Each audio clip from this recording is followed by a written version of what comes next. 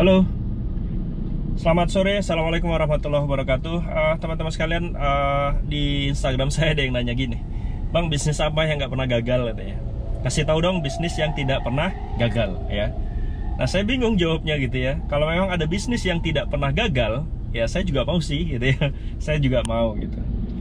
Jadi sebenarnya teman-teman, kita menjalankan bisnis itu peluangnya ya cuma dua sebenarnya ya. Bisa berhasil, bisa saja tidak berhasil ya. Ingat, jadi menjalankan bisnis itu dua ya kemungkinannya. Bisa berhasil, bisa saja tidak berhasil.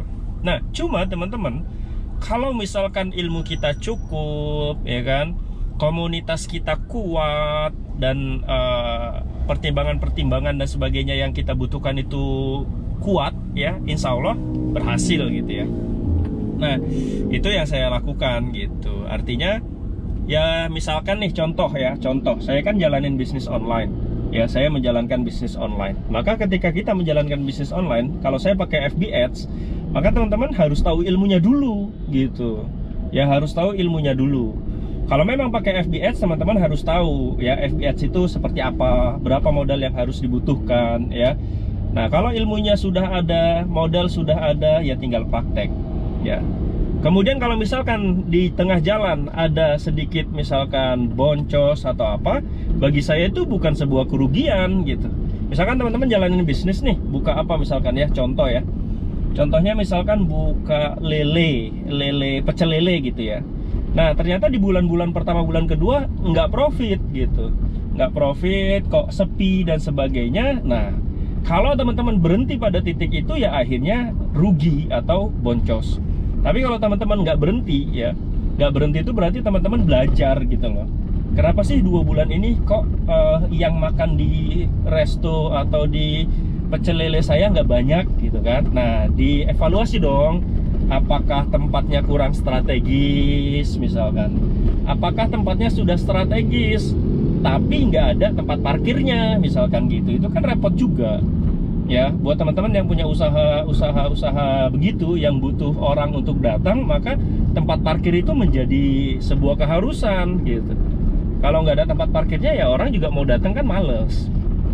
Kemudian apakah tempat resto kita itu di jalan yang lajur cepat atau memang jalan yang memungkinkan untuk orang mampir gitu ya.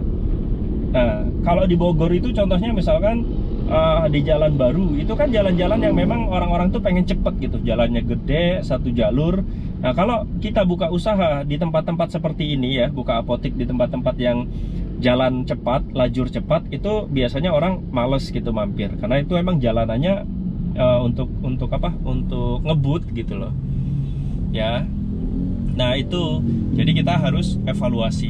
Sama lah kalau misalkan teman-teman ngejalanin bisnis online pakai Facebook Ads, evaluasi itu penting ya. Evaluasi itu penting. Kenapa sih iklan saya jelek gitu ya? Kenapa sih yang ngeklik dikit tapi kok udah habis banyak tapi kok yang ngeklik dikit? Kenapa sih yang masuk WA banyak tapi nggak closing gitu ya? Dicek CS-nya, apakah CS-nya follow up-nya salah gitu kan? Kalau misalkan follow up CS-nya sudah bener ya, tapi closingnya masih dikit juga, ya dicek apakah harganya kemahalan, apakah ya itu tadi ya, kita menarget orang yang jauh-jauh sehingga ongkirnya mahal sehingga dia tidak jadi, kan bisa jadi juga gitu. Nah, seperti itu teman-teman. Jadi kalau misalkan kita membuka bisnis, itu peluangnya ya cuma dua, itu berhasil atau tidak.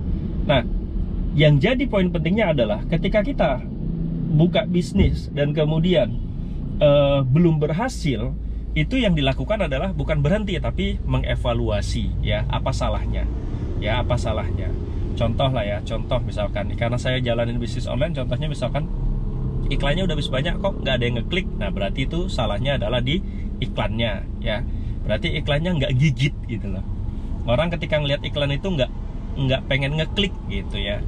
Nah, masalah kedua, udah banyak bang yang ngeklik tapi nggak ada yang pesen, berarti websitenya yang salah ya. Cek loadingnya, apakah dia lemot atau tidak.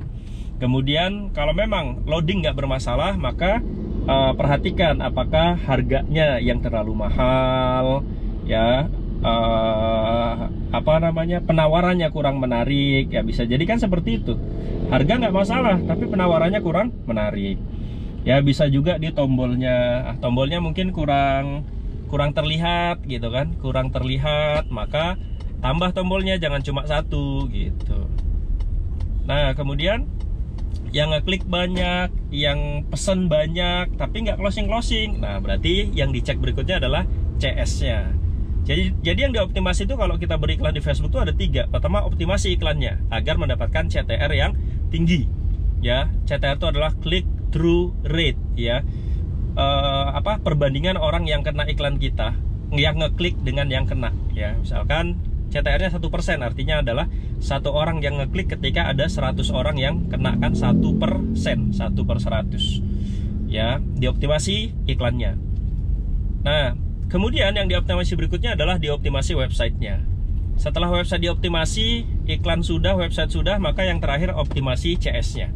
Nah kalau ketiga ini sudah dioptimasi dengan baik, ya sudah dioptimasi dengan baik, insya Allah hasilnya bagus gitu.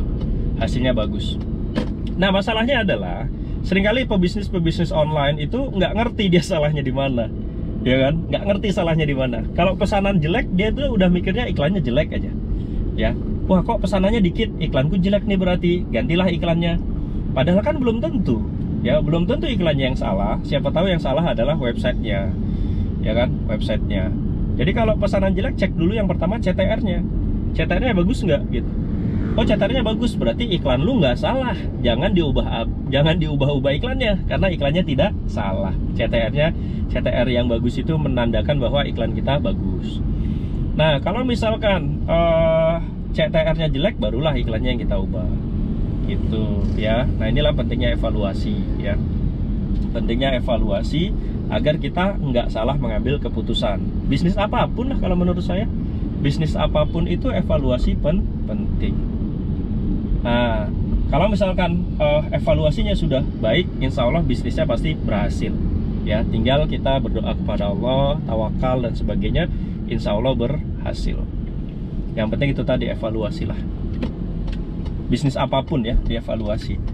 Nah kemudian yang berikutnya teman-teman, poin penting dari bisnis juga adalah bagian keuangan. Ya, kalau tadi kan bagian marketing lah ya sebutannya ya.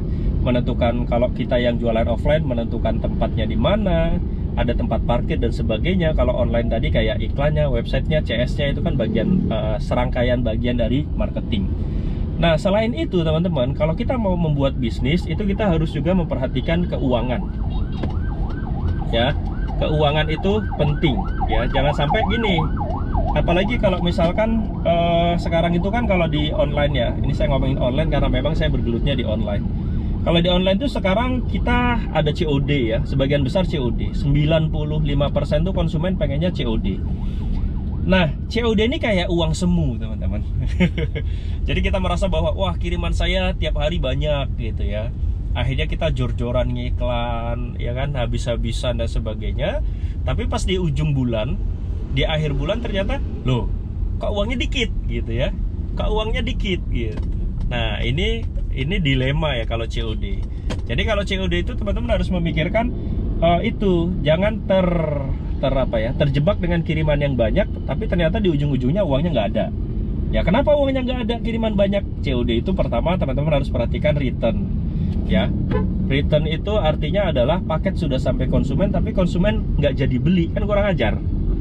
Ya, paket sudah dikirim, kita bayar ongkir ke sana, sampai di sana konsumennya bilang nggak jadi beli karena uangnya kepake. Jadi kita sudah bayar ongkir ke sana, baliknya kita bayar ongkir lagi, ya walaupun kalau di setiap kurir itu beda-beda ya. Ada yang kena RTS namanya, ada yang tidak. Jadi kalau yang kena RTS ya teman-teman harus mikirin itu gitu ya. Nah inilah yang dibutuhkan strateginya. Apakah ngiklannya ke seluruh Indonesia, atau ngiklannya hanya Pulau Jawa dan Sumatera saja, atau kota-kota besar saja? Itulah strategi yang diperlukan di semua bisnis yang kita jalankan. Kita butuh strategi, ya. Nah, kembali ke bagian keuangan teman-teman. Di keuangan itu juga penting banget, ya. Banyak loh, ada beberapa orang yang ini bisnis online lagi ya. Ada teman-teman saya yang jalanin bisnis online, dan akhirnya gulung tikar, bubar jalan gitu, hanya karena tidak cakap, tidak pinter menghitung-hitung keuangannya. Ngerasa bahwa kirimannya banyak, akhirnya jor-joran, nggak memperhatikan CPR-nya, tapi di akhir bulan ternyata returnnya juga tinggi, sehingga dia harus bayar biaya RTS. Ujung-ujungnya apa? Ujung-ujungnya uang usaha dia yang belum begitu banyak tergerus untuk membayar biaya return. Nah, kemudian yang kedua, kalau di COD itu teman-teman juga harus memikirkan bahwa uangnya nggak langsung cair, ya kan? Uangnya nggak langsung cair. Jadi jangan terjebak sama itu. Wah, uangku banyak kok, ya kan? Uangnya banyak kan cairnya nanti, gitu loh. Jangan sampai ketika ngiklan nggak perhitungan, tiba-tiba uang iklannya habis, stoknya habis, nggak bisa beli stok, iklan juga mati karena uang iklannya habis, ya itu kan repot jadinya. Bayangin kalau iklan lagi rame-ramenya, tiba-tiba uang iklannya habis, kan terpaksa harus dimatikan. Lalu ada pesaing yang lain ikutan jualan produk yang kita jual juga, ya kan? Akhirnya slot iklan di Facebook diambil lah oleh kompetitor. Nanti pas kita ngiklan lagi, susah untuk penetrasi ke pasar. Nah, ini hal-hal seperti inilah, contoh-contoh seperti ini yang teman-teman harus perhatikan. Intinya adalah bisnis itu insya Allah berhasil ya, kalau misalkan kita tahu ilmunya, tahu strateginya, pinter ngatur keuangan, sama yang berikutnya adalah pinter mengatur SDM ya. Karena kan bisnis ini berhubungan dengan banyak orang ya, apalagi kalau misalkan sudah punya karyawan.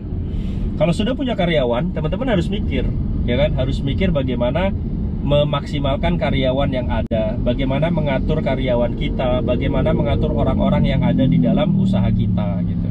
Ya, ini kan butuh keahlian ya, butuh keahlian. Nggak semua orang bisa memimpin, nah gitu ya. Sepele kayaknya gitu, kayaknya itu sepele mengatur orang, tapi nggak semuanya bisa ya, nggak semuanya bisa. Itulah kenapa leadership itu dibutuhkan bagi orang-orang yang memang mau membangun usaha ya, agar dia itu terlihat. Leadership tuh artinya kita bisa memimpin orang, mengayomi orang, kemudian kita berwibawa di mata karyawan kita, ya kan, dihargai dan sebagainya, omongan kita didengar. Itu kan nggak semuanya bisa. Nah, ini hal-hal seperti ini yang kadang-kadang kita tidak pahami, sehingga usaha kita sering nggak berjalan dengan apa yang nggak berjalan sesuai yang kita rencanakan ya teman-teman. Tapi ya itulah, intinya adalah usaha itu kalau kita sudah siap semua, ngerti, nah itu insya Allah lancar. Itulah kenapa kalau kita mau buka usaha, saran saya ya, kalau saran saya pribadi yang saya rasakan, kalau kita mau buka usaha, kita harus ngerasain dulu semuanya ya, ngerasain dulu ya, ngerasain atau ngerti lah ya, harus ngerti dulu semuanya. Saya ngejalanin bisnis online misalkan, sebelum saya ngerekrut tukang packing, sebelum saya ngerekrut admin, sebelum saya ngerekrut CS dan seterusnya, itu saya sudah ngerasain semuanya ya, seluk-beluknya. Jadi CS itu apa sih susahnya gitu kan, jadi admin apa susahnya, jadi packing apa susahnya, sehingga ketika kita ngomong ke mereka nanti, kita punya power ya, karena kita pernah melaksanakan itu, kita pernah menjalankan itu ya, kita tahu bahwa harusnya seperti ini, harusnya seperti ini. Jadi kita ngomongnya adalah by data, by pengalaman yang sudah kita jalankan. Nah, tapi apakah harus kita lakukan? Sebenarnya enggak sih. Makanya itu kenapa ada studi banding ya. Kalau studi banding itu kan kita bisa tahu, oh ternyata begini sistemnya, oh ini kita adopsi. Itulah yang disebut studi banding ya kan, kita adopsi punya orang yang sudah berhasil, kemudian kita ikutin dan kita modifikasi kalau memang ada yang dimodifikasi ya. Itu sih ocehannya pagi sore hari ini teman-teman. Sekali lagi, kalau di video saya sih saya nggak terlalu editingnya nggak ada, jadi kalau misalkan ocehannya ngalor ngidul ya, semoga tetap ada manfaatnya aja gitu, semoga tetap ada manfaatnya. Kalau banyak salahnya ya saya mohon maaf ya kan, namanya kita ngoceh ngalor ngidul. Saya sih berharap ada manfaatnya gitu ya. Dan saya selalu berdoa buat teman-teman yang sedang menjalankan usaha ya, terutama teman-teman yang sama seperti saya menjalankan Facebook Ads, bisnis online menggunakan Facebook Ads. Semoga lancar ya semuanya ya, semoga lancar semuanya, tetap bertahan Walaupun Facebook sekarang lagi musim badai disable ya, tapi saya sudah menjalankan Facebook Ads itu dari 2016. Dan ritmenya begini, selalu ada bulan-bulan tertentu ketika Facebook itu menjadi sangat tidak bersahabat.